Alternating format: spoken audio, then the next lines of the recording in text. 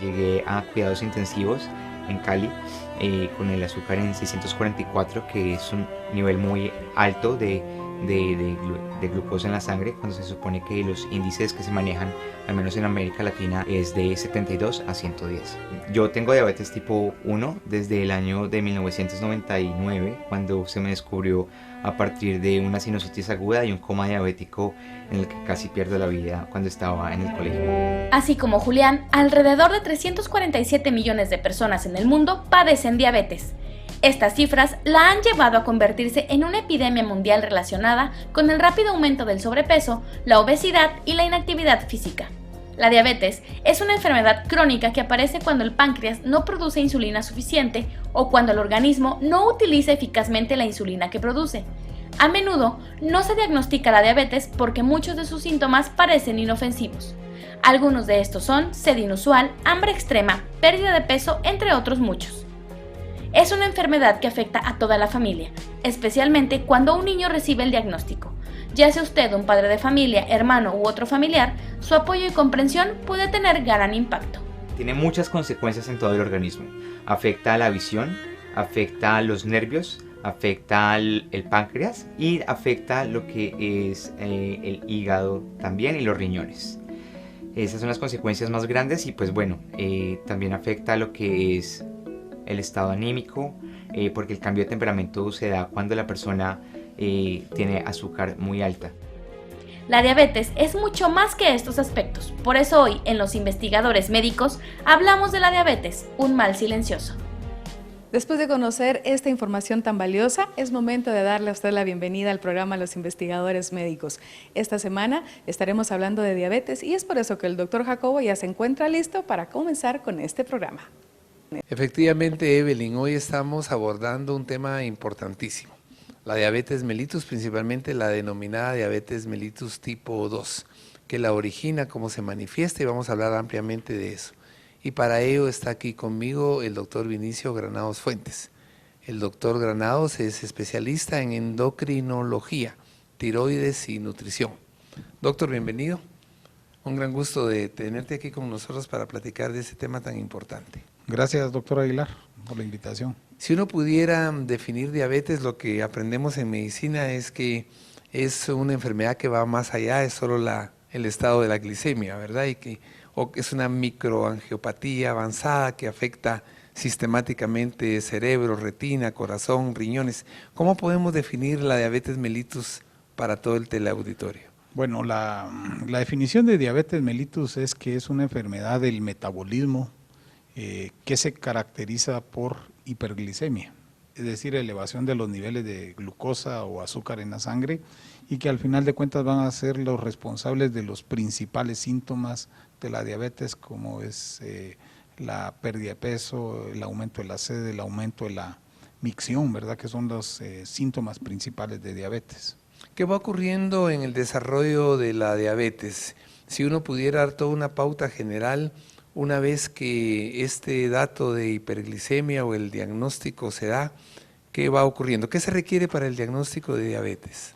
Bueno, lo que va ocurriendo es que hay una etapa que es preclínica, le decimos nosotros, que es como una etapa de prediabetes en las cuales no hay ninguna manifestación de síntomas relacionados a la elevación de los niveles de glucosa y que es como un periodo latente. Nosotros, o en general se dice que cuando a alguien se le diagnostica diabetes, hemos llegado 8 o 10 años tarde porque ha tenido una etapa preclínica, sin síntomas, en las cuales no identificamos tempranamente los factores de riesgo que predisponen a la diabetes, entonces no intervenimos y por lo tanto va a correr el espectro hasta la parte ya clínica, ya cuando el paciente empieza a decir, mire, está bajando, estoy bajando Esos peso. factores de riesgo, si uno pudiera detectarlos, ¿cuáles son? ¿Cuáles son esos factores de riesgo que van a incidir en que el diagnóstico está de alguna manera latente como preparando a surgir?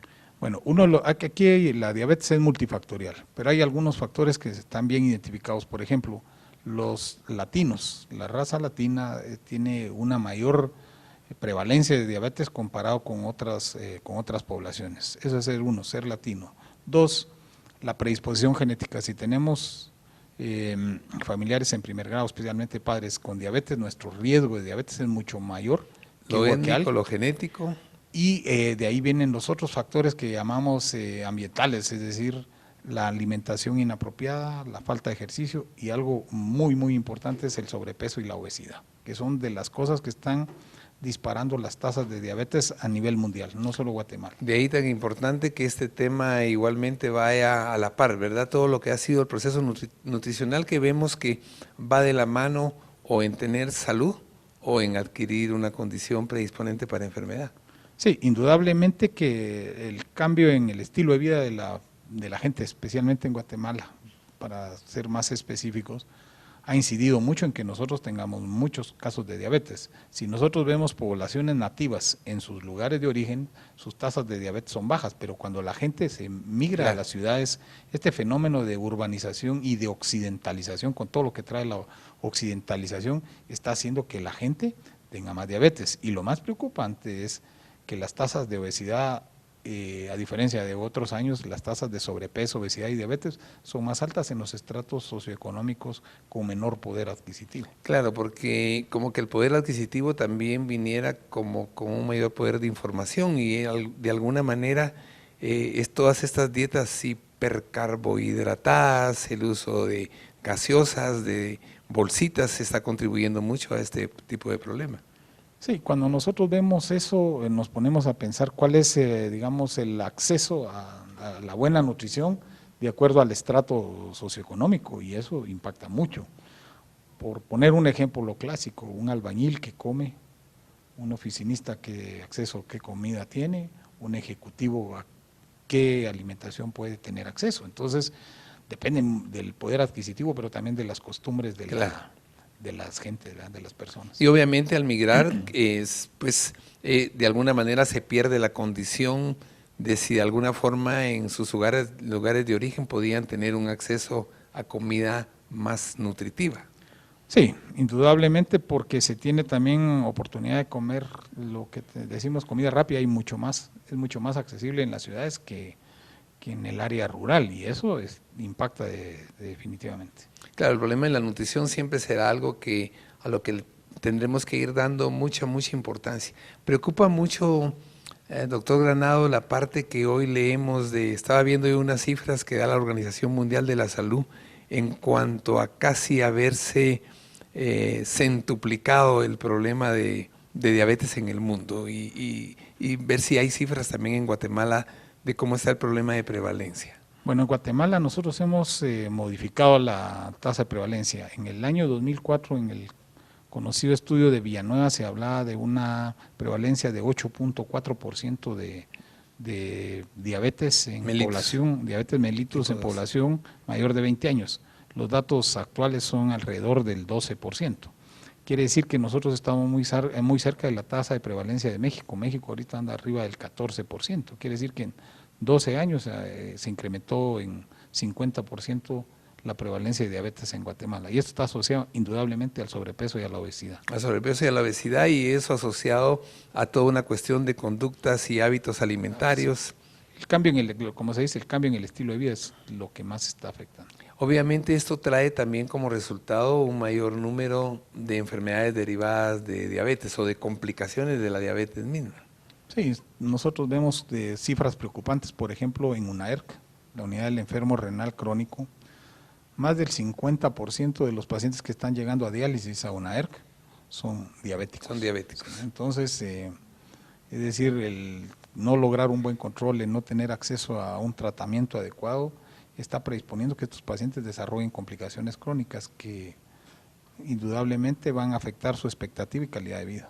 Y ahí viene toda la otra gama, enfermedad cardiovascular, problemas de accidentes cerebrovasculares, problemas de las neuropatías y el pie diabético, que son cosas tan complicadas. Sí, actualmente la enfermedad cardiovascular sigue siendo la responsable del más de 2/3 de la muerte. De la mortandad, de la mortalidad de los diabéticos. Ya como manifestación al final. Sí, como una complicación cardiovascular, pero también otra cosa que estamos viendo con mucha frecuencia y que es de difícil manejo es el pie diabético, ¿sí?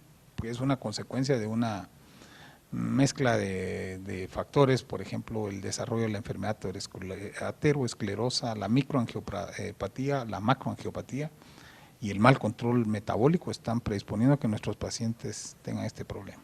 Interesante ver cómo una entidad como la diabetes va en incremento. Interesante ver de alguna forma y preocupante cómo la prevalencia también. El hecho, como decía el doctor Granados, de ser latino, de la parte genética que influyen grandemente en esto, la transculturización que tiene el traslado de poblaciones rurales al área urbana, el desarrollo de obesidad y la gran cantidad de gente que muere por consecuencias de enfermedad cardiovascular que son debidas a este proceso, la enfermedad renal y todo eso ocasionando costos que tiene ya para salud pública, para lo que es el desarrollo económico de un país, cifras importantes. Sí, si nosotros nos ponemos en la realidad nacional con presupuestos tan deficitarios y con un sistema de salud con una infraestructura tan pobre, uno sabe que en el futuro no nos espera nada bueno, ¿verdad? Porque no estamos invirtiendo en la otra parte que es la prevención. Claro. Vamos a hablar de la parte preventiva, vamos a tocar un poco más de la diabetes tipo 1 porque yo sé que en la audiencia habrá personas que están interesadas en saber de esto, pero sobre todo nos vamos a centrar un poco más en el aspecto de lo que es la diabetes mellitus tipo 2, otra vez de nuevo enfatizar en sus manifestaciones y en qué podemos empezar a hacer para contrarrestarla. Continúe con nosotros porque les traemos más información. Datos importantes. La diabetes mellitus es una enfermedad del metabolismo que se caracteriza por la elevación de los niveles de azúcar en la sangre.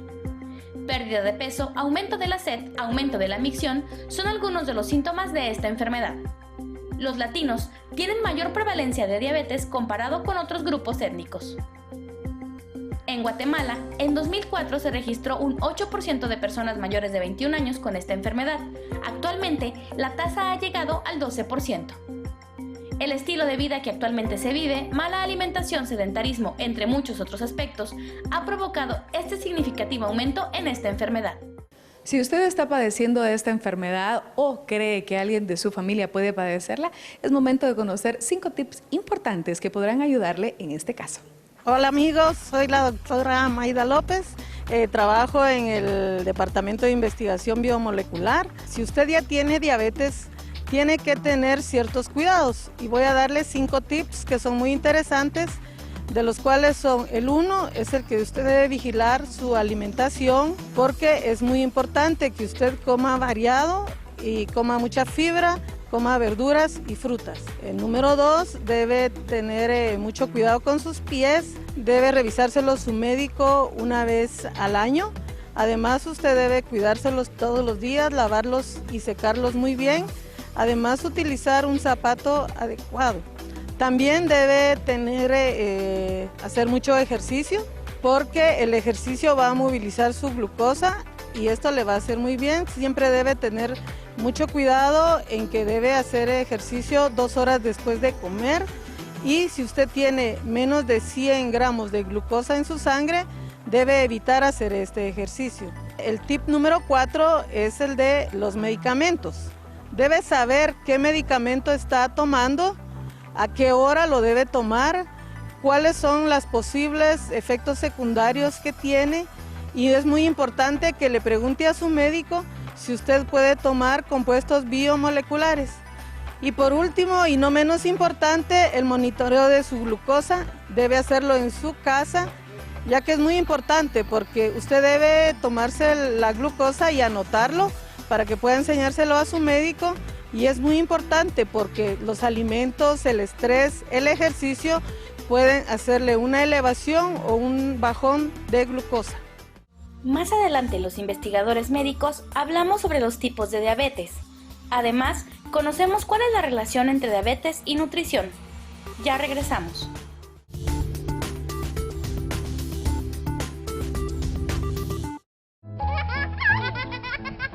¿Necesitan medicinas a precios accesibles, sabores deliciosos y de alta calidad? PS Pharma es lo que estás buscando. La próxima vez que tus hijos se sientan mal, pide en tu farmacia los productos PS Pharma. Productos de calidad mundial a precios accesibles. PS Pharma. Siéntete bien.